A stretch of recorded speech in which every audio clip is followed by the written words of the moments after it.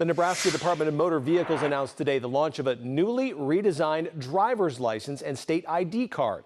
The updated design shows iconic symbols from across the state, featuring the Bob Carey pedestrian bridge in Omaha. A key feature of the new ID is the use of a black and white photograph of the card holder to help distinguish facial features with lighting and adding texture over color. They also added new security features to prevent fraud and counterfeiting. The new driver's licenses and state ID cards will start being issued this month, but don't worry, your current ID is still good until the expiration date on the card.